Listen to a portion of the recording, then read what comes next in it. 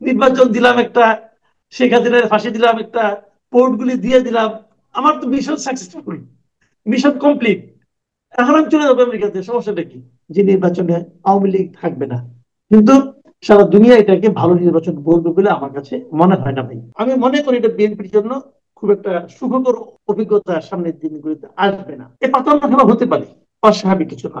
কারণ আমি লক্ষ্য করেছি ডক্টর ইউনূস সরকারের যে কোনো কর্মকাণ্ড যত ভিতরে ভিতরে হোক না কেন, সেই ব্যাপারে পলিটিক্যাল পার্টিগুলো মানে জামাত, বিএনপি, এনসিপি এরা কোনো ধরনের সাধারণত প্রতিবাদ করে না। তারা যেন মেনে নেওয়ার জন্য বসেই থাকে, যেটা নাকি একেবারে নির্লজ্জের মতো হয়ে যায়। সেটাকে লোক দেখানো মৃদু কোমল কোমল প্রতিবাদ তারা হয়তো বলে, মানে কথা বলে। কারণ আপনি ওরা কোনো এক্সপ্লেন করবেন না, আপনার মতো করে চলবে, তা তো হবে না রে ভাই। অ্যাটর্নি জেনারেল তো মহাজ্ঞানী সাহেব, উনি তো মহাজ্ঞানী, উনি বলেছেন। তো উনি যে বলেছেন, উনি তো বিএনপির নমিনেশন চান। তো উনি বিএনপির নমিনেশন চান, ইলেকশন করবেন। এখন যদি বিএনপির নমিনেশন চান, তাহলে ধরে নিতে পারে উনি বিএনপির একজন কর্মী। তো উনি খুব বিএনপির স্বাভাবিক। কর্মী হয়ে বলেছেন সব পারেন। আর ওনার ন্যায় নেতা যে বসে আছে ইংল্যান্ডে, সে তো বলে পারেন না। তাহলে উনি কি ওনার নেতার চেয়েও বেশি জ্ঞানী হয়ে গেছেন? এর আগে কিন্তু আমাদের তেল গ্যাস বন্দর নিয়ে কিন্তু একটা সংগঠন ছিল, আনু মোহাম্মদ সাহেব যেটা লিডার ছিলেন। ওনারা কিন্তু এই সংগঠনের মাধ্যমে একবার হরতালও ডাকছিলেন, এত পাওয়ারফুল একটা সংগঠন। তো সেই সংগঠনের কোনো আওয়াজ শুনি না কেন? আনু মোহাম্মদ সাহেব কোথায় এখন? মুজাহিদুল ইসলাম সেলিম কোথায়? আমাদের আব্দুল্লাহ আবু সাইদ কোথায়? এই সমস্ত বিপ্লবীরা কোথায়? সবকে গর্তের মধ্যে ঢুকে বললো নাকি রে ভাই? অবশ্যই পাত্তাই দেয়নি বাংলাদেশে ভাই। সহজ বাংলায় বললাম, পাত্তাই দেয় নাই। এর আগে বাংলাদেশ দুইটা চিঠি লিখছে, দুইবার কোনো জবাব দিছে, কোনো কনক্রিট। প্রিয় দর্শক, মানচিত্র নিয়মিত আয়োজন কথোপকথনে আমাদের সঙ্গে যুক্ত রয়েছেন অবশ্যই সমসাময়িক বিষয় নিয়ে আলোচনার জন্য সিনিয়র সাংবাদিক এবং কলামিস্ট মাসুদ কামাল।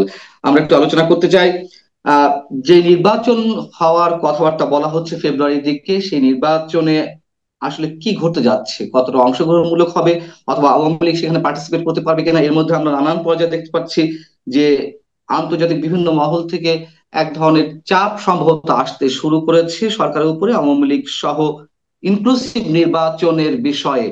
যদিও আওয়ামী লীগ শব্দটা তারা এখনো পর্যন্ত উচ্চারণ করেনি, তবে অংশগ্রহণমূলক নির্বাচনের কথা বলছে। সাংবাদিক মাসুদ কামাল, আপনাকে স্বাগত জানাচ্ছি এবং একই সঙ্গে শুরুতে এই প্রশ্ন, আসলে নির্বাচনটা অংশগ্রহণমূলক হবে কিনা। এবং আপনার কথা বলার সুবিধার্থে আমি একটু ধরিয়ে দিই যে কমনওয়েলথের মহাসচিব শার্লি বোচওয়ে যে কয়েকদিন আগে বাংলাদেশ সফর করে গেলেন, সেখানে তিনি বিভিন্ন পর্যায়ে যে বৈঠকগুলো করেছেন প্রধান উপদেষ্টা সহ এবং তার পরবর্তী যে ফেসবুক স্ট্যাটাস গুলো দিয়েছেন, সেখানে তিনি অংশগ্রহণমূলক নির্বাচনের কথা বলেছেন। আপনি বিষয়টিকে কি হিসেবে দেখছেন? এবং আমরা জানি যে কমনওয়েলথভুক্ত 56টি রাষ্ট্র রয়েছে। বিষয়টা হয়েছে কি, যে আপনি এই যে কমরুল মহাসচিবের যে আপনার পোস্টের কথা বললেন, এটা অবশ্য আমার চোখে পড়ে নাই। বাট আপনি যে কথাটা বললেন, নিশ্চয়ই আপনি দেখে তো বলেছেন। তো এটা যদি উনি বলে থাকেন, এবং বলাটাই স্বাভাবিক। স্বাভাবিক এই কারণে, যেই আসুক বিদেশি, যত দেশের প্রতিনিধি আসুক, কোন প্রতিনিধি এ কথা বলবেন না যে একটা বড় রাজনৈতিক দলকে নির্বাচনের বাইরে রেখে যদি কোনো নির্বাচন হয়, সেই নির্বাচন অংশগ্রহণমূলক, ইনক্লুসিভ অথবা পার্টিসিপেটরি, আপনি যে শব্দই ব্যবহার করেন না কেন, সেই নির্বাচন ভাই সারা দুনিয়ার কাছে খুব ভালো নির্বাচন হিসাবে বিবেচিত হবে না। এখন এই ধরনের খারাপ নির্বাচনের সঙ্গে আমরা, আমাদের অভিজ্ঞতা ছিল, আমরা এর আগে বহুবার দেখেছি।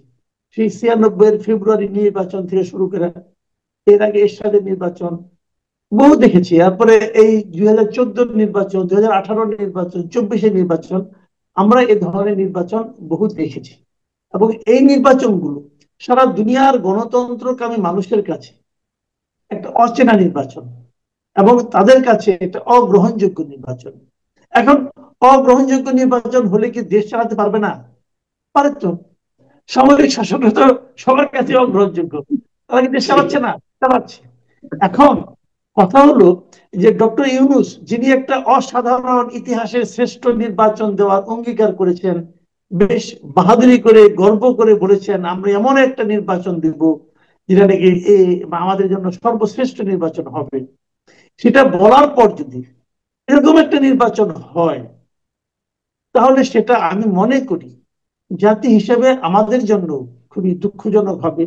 ইউনূস সাহেবের যদি মান সম্মান থাকে, ওনার জন্য অপমানজনক হবে। আর যদি মান সম্মান না থাকে, সেটা অন্য হিসাব, ওই হিসাব নিয়ে তো কথা বলতে পারবো না। কিন্তু ওনার মতো লোকের কাছ থেকে এই ধরনের নির্বাচন আশা করা যায় না। কিন্তু বাস্তবতা কি? বাস্তবতা হলো উনি তো এর আগেও বলেছেন, মাঝখানে দেখলাম যে উনি বলেছেন যে আওয়ামী লীগের নির্বাচনে অংশগ্রহণ করার কোনো সম্ভাবনা বোধহয় নাই। এটা উনিও বোধহয় বলেছেন কিছুদিন আগে। সেই কথা উনি কিভাবে বলেছেন আমি জানি না। বলা স্বাভাবিক, কারণ আওয়ামী লীগকে স্থগিত করা হয়েছে তার রাজনৈতিক কার্যক্রম, আর নির্বাচন তো একটা রাজনৈতিক কার্যক্রমই, তাই না? ইসি তাদের আপনার নিবন্ধন স্থগিত করে রাখছে। তো এই সমস্ত কাজ মনে হচ্ছে যে সরকার অগ্রসর হচ্ছে এমন একটা নির্বাচন করার জন্য যে নির্বাচনে আওয়ামী লীগ থাকবে না। কিন্তু সারা দুনিয়া এটাকে ভালো নির্বাচন বলবে বলে আমার কাছে মনে হয় না ভাই। দুনিয়া গ্রহণ যদি নাই করে, বা আন্তর্জাতিক যেই দাবিগুলো উঠছে আন্তর্জাতিক ভাবে, তাতে কি সেই দাবিগুলো উপেক্ষা করে করে চাপগুলো সামলাতে পারবে সরকার, অথবা নিজের মতো করে যা করা করতে পারবে? এখন সরকারের কি? সরকার তো ফেব্রুয়ারি পরে চলে যাবে, তাতে কিছু যায় আসে না। যেমন হুম, ধরেন হুম, আওয়ামী লীগ সরকার ছিল, আওয়ামী লীগ 2024 একে নির্বাচন করলো, ওইটা নিয়ে সারা দুনিয়ার লোক পছন্দ করলো না। ওটা কিন্তু আওয়ামী লীগের উপরে চাপ। চাপ কেন? সে আরো 5 বছর থাকার আগ্রহ নিয়ে নির্বাচনটা করেছে, থাকার নিয়ত নিয়ে হুম, হুম। নির্বাচন করছে। কিন্তু এদের তো সেরকম নিয়ত নাই। এদের কথা হলো আমি করে দিয়ে চলে গেলাম। এখন লোককে আপনি গালাগালি করতে পারেন, আপনি সমালোচনা করতে পারেন। এখন যদি মনে করেন যে যাই বলুক আমি কিছু মনে করবো না, আমি কিছু মাইন্ড করবো না, যদি সে মনে করে, এইবার যদি সিদ্ধান্ত নেয়, যদি কেউ সিদ্ধান্ত নেয় আমাকে যে যাই বলুক আমি অপমান বোধ করবো না, তাহলে তাকে আপনি কেমন করে বুঝাবেন যে ভাই এই কাজটা করা আপনার ঠিক হচ্ছে না? এখন ওনাদের ভাবভঙ্গি দিয়ে মনে হচ্ছে ওনারা সিদ্ধান্ত নিয়ে রাখছেন যে ওনারা কিছু মনে করবেন না, যে যাই বলে বলুক, কি আছে যায়। আমার কাজ তো আমি করতে পারলাম, নির্বাচন দিলাম একটা, শেখ হাসিনার ফাঁসি দিলাম একটা, পোর্ট গুলি দিয়ে দিলাম, আমার তো মিশন সাকসেসফুল, মিশন কমপ্লিট। এখন আমি চলে যাবো আমেরিকাতে, সমস্যাটা কি? ঠিক আছে, না আপনি যেটা বলছেন সে তো যথেষ্ট লজিক্যাল বর্তমান বাস্তবতার প্রেক্ষিতে। কিন্তু কথা হচ্ছে, পরবর্তী যে গভর্নমেন্ট আসবে এই ধরনের নির্বাচনের মধ্য দিয়ে, তার স্থায়িত্ব নিয়ে কি কোনো প্রশ্ন থাকবে? মানে টেকসই হবে কিনা, কিংবা মাঝপথে গিয়ে কোনো ধরনের অনাকাঙ্ক্ষিত আরো রূঢ় বাস্তবতার মুখোমুখি আমরা হব কিনা, একটা আনরেস্ট সিচুয়েশন আবার নতুন করে তৈরি হবে কিনা এই বাংলাদেশে এই নির্বাচনকে কেন্দ্র এটা করে? আমার মনে হয়, এটা আপনার এই আশঙ্কাটা আমার কাছে খুবই সম্ভব, মানে এই আশঙ্কাটা হতে পারে বাস্তবায়িত। কারণ দায় সম্পূর্ণ সমস্যাগুলি যে বুঝবে পরের গভর্নমেন্টের উপর। পরের গভর্নমেন্টকে অনেক কি বলবে যে আপনি তো আসছেন ক্ষমতায় ঠিক আছে, কিন্তু আপনি তো একটা সঠিকভাবে প্রতিনিধিত্বমূলক সরকার নন। কারণ এই দেশের অনেক একটা বড় রাজনৈতিক এই নির্বাচনে ছিল না। কাজে ওই নির্বাচনে ছাড়া আপনি অনেকটা ওয়াকওভারের মতো করে আপনি আসছেন, ওয়াকওভার পাই আসছেন। কাজে এটা ওই সরকারের জন্য একটা বাড়তি চাপ হবে। কিন্তু আনফরচুনেট কি জানেন, আনফরচুনেটলি যখন আওয়ামী লীগের রাজনৈতিক কর্মকাণ্ডকে স্থগিত করা হলো, তখন কিন্তু এই যে বর্তমানে আওয়ামী লীগকে ছাড়া আর যারা বড় দল আছে, যেমন জামাত ইসলামী অথবা বিএনপি, আমি দুইটাকে ধরি, বাদ বাকি সব তো আমার কাছে মনে হয় দুধভাত টাইপের দল।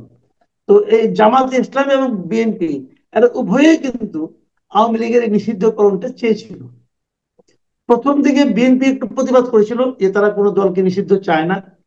পরের দিকে এসে যখন নিষিদ্ধ ঘোষণা করা হলো, যখন নাকি যে হাসনাত আব্দুল্লাহরা তারা মিটিং টিটিং করলো, ঠান্ডা পানির মানে স্পর্শ পেয়ে পেয়ে আন্দোলন করলো, তখন কিন্তু বিএনপি আর কোনো প্রতিবাদ করে নাই। এবং আমি যতদূর জানি বিএনপি সরাসরি সম্মতি দিয়েছে যে আওয়ামী লীগকে নিষিদ্ধ করলে তাদের কোনো আপত্তি নাই। কাজে এটা তো বিএনপি চেয়েছে। এখন যখন বিএনপি চায়, বিএনপি মনে করছে বোধহয় যে ছলে বলে কৌশলে যে আওয়ামী লীগকে দূরে সরে রেখে আমি আগে নির্বাচনে তো বিজয়ী হই, বিজয়ী হওয়ার পর আমি আমার মতো করে কাজ করব, কিসের স্বৈরতন্ত্র কিসের কি, এটা আমি নতুন ধরনের কিছু একটা কায়েম করবো, যদি তারা মনে করে থাকে, আমি মনে করি এটা বিএনপির জন্য খুব একটা সুখকর অভিজ্ঞতা সামনের দিনগুলিতে আসবে না। এটা আমার ধারণা। আপনি কথা প্রসঙ্গে পোর্টের প্রসঙ্গ নিয়ে আসলেন। লালদিয়া কন্টেনার টার্মিনাল দেওয়া হয়েছে, পাশাপাশি আরো একটি টার্মিনাল দেওয়া হয়েছে বিদেশিদের হাতে। নিউ মরিন কন্টেনার টার্মিনাল নিয়েও কথা হচ্ছে। আমরা কোনো রাজনৈতিক দলের পক্ষ থেকে তুমুল কোনো বিরোধিতা দেখলাম না। এমনকি লালদিয়া কন্টেনার টার্মিনাল সহ আরো যেটি দেওয়া হলো, বিদেশি কোম্পানিদের হাতে ইজারা দেওয়া হলো, সেই ঘটনার পরে আমরা কয়েকদিন পর দেখলাম তারেক রহমানের একটি ফেসবুক পোস্ট, যদিও হাইকোর্টে রিট করা হয়েছে সেটি নিউ মরিন কন্টেনার টার্মিনাল নিয়ে। এ, সবকিছু মিলিয়ে আমি যদি প্রশ্নটা এরকম করি যে তারপরেও তো ফর্মালি বিএনপি বলেছিল যে আমরা চাই না এই সরকার এগুলো করুক, অনির্বাচিত সরকার। সিপিবি থেকে শুরু করে আরো বিভিন্ন রাজনৈতিক দল, ইভেন জামাতে ইসলামীও তারাও বিরোধিতা করেছে। এবং সেনা প্রধানও বলেছিলেন যে কোনো অনির্বাচিত সরকার এই ধরনের সিদ্ধান্ত নিতে পারে না, নির্বাচিত সরকারই আহ পোর্টের বিষয়ে সিদ্ধান্ত নেবে। তাহলে কি সবাইকে বুড়ো আঙ্গুল দেখিয়ে ডক্টর ইউনূস সরকার এমন একটি সিদ্ধান্ত নিল, নাকি আসলেই তিনি জানেন যে এই যে দাবিগুলো খুব দুর্বল দাবি, সো সে যা করার তাই করে যাবেন? বিষয়টি কেমন আপনার আপনার দৃষ্টিতে? দেখেন, হতে পারে আপনি যেটা বললেন, যে আশঙ্কাটা করলেন যে এটা একটা আসলে পাতানো খেলা কিনা। এই পাতানো খেলা হতে পারে, অস্বাভাবিক কিছু না। কারণ আমি লক্ষ্য করেছি ডক্টর ইউনূস সরকারের যে কোনো কর্মকাণ্ড যত বিতর্কিত হোক না কেন, সেই ব্যাপারে পলিটিক্যাল পার্টিগুলো মানে জামাত, বিএনপি, এনসিপি, এরা কোনো ধরনের সাধারণত প্রতিবাদ করে না। তারা যেন মেনে নেওয়ার জন্য বসেই থাকে, যেটা নাকি একেবারে নির্লজ্জের মতো হয়ে যায়। সেটা একটা লোক দেখানো মৃদু কোমল কোমল প্রতিবাদ তারা হয়তো বলে, মানে কথা বলে যে এটা আমরা চাই না, মানি না, অথবা কিন্তু তারপরে আর কিছু না। এর মধ্যে সবচেয়ে কঠিন যে মন্তব্যটা আমি পেলাম কালকে, আমি তারেক রহমান সাহেবের যে পোস্ট, যেটা ওখানে উনি বেশ কঠিন ভাবে এলডিসি থেকে উন্নয়নের বিরোধিতা করলেন এবং পোর্টের ব্যাপারে বললেন। কিন্তু এর থেকে কোনো হেলদোল লক্ষ্য করা গেল, কোনো চেঞ্জ তো হলো না। যা বলেছেন বলেছেন, এরাও কিছু বলছে না, তারাও উনি ওখানে করে যাচ্ছেন। বাট রিয়েলিটি হলো কি জানেন, এটা ওনারা করতে পারেন, ওনাদের এই এখতিয়ার নাই। কারণ একটা জিনিস হলো, আপনি একটা নন ডিসক্লোজার এগ্রিমেন্ট করছেন, এক একবারে এক এক কথা বলে। একবার বলে এটা G2G একটা কন্ট্রাক্ট হয়েছে, এটা প্রকাশ করা যাবে না। এটা তো G2G কন্ট্রাক্ট না। ওনারা তো কতগুলি প্রাইভেট প্রতিষ্ঠানের সঙ্গে চুক্তি করেছেন। G2G পিপিপি কি, এটা। Government to government. এর গভর্নমেন্ট হুম। আরেক দিকে গভর্নমেন্ট কই? ওই দিকে গভর্নমেন্ট তো নাই। এটা যেটা এটাকে করছেন পিপিপি বলা ডেনমার্ক, হচ্ছে, পাবলিক প্রাইভেট পার্টনারশিপ। পাবলিক, হ্যাঁ PPP. PPP, PPP say don't disclosure হয় কিভাবে? এগুলো একটা বিষয়। অনেকে প্রশ্ন তুলে আমাদের এখানে কি পোর্টগুলিতে দুর্নীতির আখড়া না? হ্যাঁ আখড়া মানি। এই পোর্টগুলিকে ভালোভাবে চলুক, এটা চাই না? আমি হ্যাঁ চাই, চাই। কিন্তু বিদেশিরা কোনো আপত্তি আছে আসুক, আমিও চাই আসুক বিদেশিরা, আমার তাও কোনো আপত্তি নাই। কিন্তু বিদেশিরা আসলে যে আমার বিরাট ক্ষতি হয়ে যাবে আমি তা মনে করি না। আমার কথাটা হলো কি, আপনি যে বিদেশিটা আনলেন, এই বিদেশি কোম্পানি কি পৃথিবীর একমাত্র বিদেশি কোম্পানি? আর কোনো কোম্পানি নাই। এই কোম্পানি জানলেন, এই কোম্পানি আনাই কি আমার জন্য সবচেয়ে লাভজনক হলো? এদের অফারটাই কি সবচেয়ে লাভজনক অফার ছিল? এটা কি কোনো প্রতিযোগিতামূলক পদ্ধতিতে আসছে? আমার প্রশ্ন তো ওই জায়গাগুলোতে। যদি প্রতিযোগিতামূলক ভাবে আসে, আমি যদি বুঝি এটাই বেস্ট, আমি দিব, কোনো সমস্যা নাই। প্রশ্ন হলো এটা যে বেস্ট, এটা কে বুঝলো, কিভাবে বুঝলেন আপনি? সেটা আমার কাছে এক্সপ্লেন করেন। কারণ আপনি ওরা কোনো এক্সপ্লেন করবেন না, আপনার মতো করে চলবে, তা তো হবে না রে ভাই। দেখেন, অন্তর্বর্তীকালীন সরকারের দায়িত্বটা, সরকারের নামটাই অন্তর্বর্তীকালীন। তার মানে এরা দীর্ঘ সময় থাকতে আসে নাই। অন্তর্বর্তী একটা সময় কি, এই সময় থেকে ওই সময় নতুন একটা নির্বাচিত সরকার আসা পর্যন্ত এরা থাকবে। এবং তারা বলে যে এটা সংবিধানে না থাকলেও সুপ্রিম কোর্টের 106-এর মাধ্যমে তারা আসছে। আপনি 106-এর যে রেফারেন্সটা করে দেখেন, ওইটা বলাই হয়েছে এই সরকার খালি নিত্যদিনের কর্মকাণ্ডগুলি সম্পন্ন করবে, তারা কোনো রুটিনওয়ার্ক। দীর্ঘমেয়াদী কোনো যাবে না। তাহলে তারা কোনো জ্ঞান, আপনি এই 3 মাসের সরকার 32 বছরের জন্য চুক্তি করলেন, এটা কেন পারেন? এক নম্বর। দ্বিতীয় কথা ধরেন, এরা আসছে আমাদের এখানে একটা আওলা ঝাওলা লেগে গেছিল, এলোমেলো ছিল, গুছাইয়া একজনের কাছে দিবে, কিছু গোছগাছ করবে, ভালো কথা। এখন ধরেন আমি আমার ঘরটাকে একটা কোম্পানিকে দায়িত্ব দিলাম, ভাই এবার ঘরের সব জিনিসপত্র এলোমেলো হয়ে আছে, একটু গুছাইয়া দেন। সে আইসেই বললো যে আপনার এই যে আলমারিটা আছে না, বুকশেলফটা, এটা আমি বিক্রি করে দিবো, এটা এখানে থাকা ঠিক না। বলে সেটা বিক্রি করে দিল। আমার খাটটাও ভালো না, এটাও বিক্রি করে দিল। আপনি মাটিতে পাতেন, অত শোক লাগান, আপনার খাট দরকার নেই, এটা আমি বিক্রি করে দিবো, অথবা এটা আমি ভাড়া দিয়ে দিবো। ভাই তাকে গিয়ে একটু দেওয়া হয়েছে, তোমার কাজ হলো এটা গোছ গাছ করে দাও। তোমার কি বেচার দায়িত্ব, লিজ দেওয়ার দায়িত্ব তোমার কে দিল রে ভাই? কে দিল?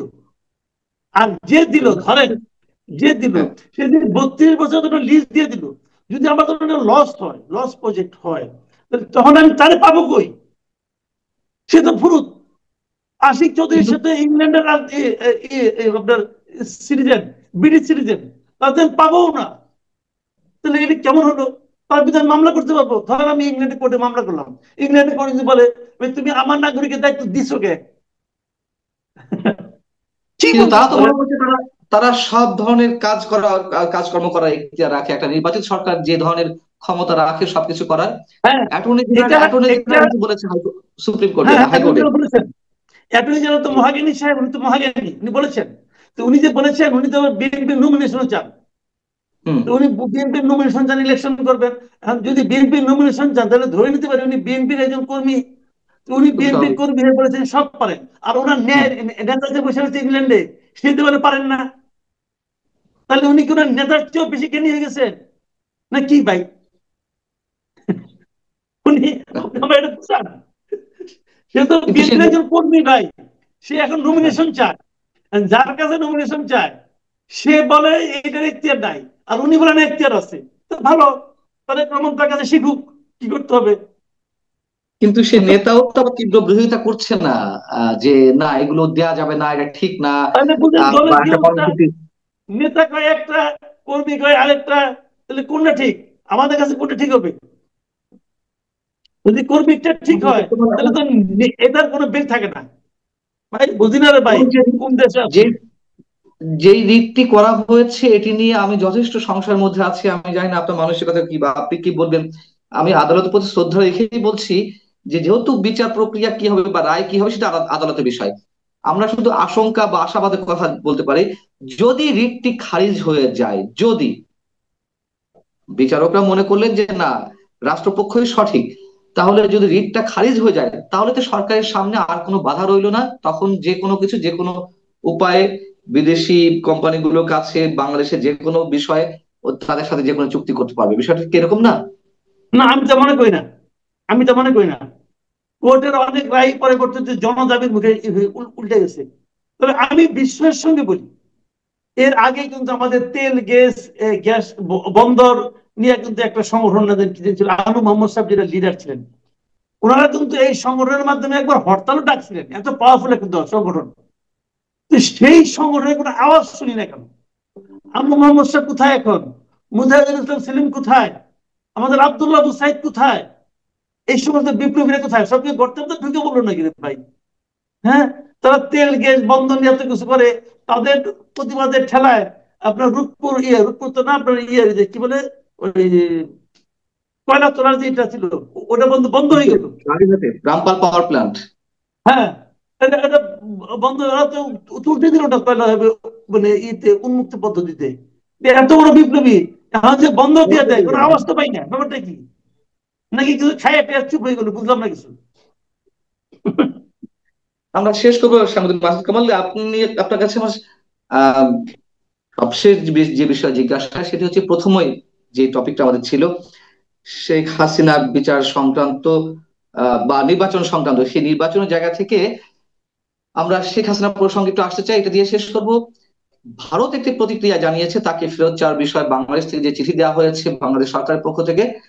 আহ ভারতের পররাষ্ট্র মন্ত্রণালয়ের মুখপাত্র রণধীর জয়সওয়াল তিনি বলেছেন পর্যালোচনা করছি, আমরা চিঠি পেয়েছি, আমরা পর্যালোচনা করছি। এই কথা দিয়ে কি মিন করে পর্যালোচনা? এত যে কথাবার্তা মানে মাসের পর মাস ধরে হচ্ছে, এখন আবার তিনি বললেন পর্যালোচনা করছি, এটি দ্বারা কি হ্যাঁ, অন্য কিছু মিন করে? অবশ্যই পাত্তাই দেয়নি বাংলাদেশে ভাই। সহজ বাংলায় বললাম, পাত্তাই দেয় নাই। এর আগে বাংলাদেশ আরো দুইটা চিঠি লিখছে, দুইবার কোনো জবাব দিছে? কোন কনক্রিট জবাব দিছে? এইবার কি বলছিলেন আপনি? তো বললেন পর্যালোচনা করছি। আরেকটা কথা বলছি কিন্তু, এই রণধীর জয়সওয়াল, আরেকটা কথা বলছে। সে বলছে বিষয়টি ক্ষেত্রে, জি। বিষয়টি ভারতের চলমান বিচারিক ও আইনগত প্রক্রিয়ার আওতায় খতিয়ে দেখা হচ্ছে। বুঝছেন? মানে আপনি যে বিচারটা করছেন, এই বিষয়টা ভারতের যে বিচারিক এবং আইনগত যে প্রক্রিয়া আছে, তার মধ্যে ফালাইয়া তারা একটা খতিয়া দেখতেছে যে ঠিকঠাক মতো হয়েছে কিনা। ভাই, ওইটা ওই নাকি? দিল্লি বহুত দূর, বুঝছেন? ওইটা এত নাকি সহজ না। প্রত্যর্পণ প্রত্যর্পণ বিষয়ক যে চুক্তি আছে সেটা কথা তারা মিন করেছে কোনটা? ওটা হতে পারে, ওইটাই করে, ওইটাও করে। ওটার মধ্যে ঢুকে দিল, দিয়ে বললো তো ওখানে একটা শর্তই আছে, যদি তারা জি। মনে করে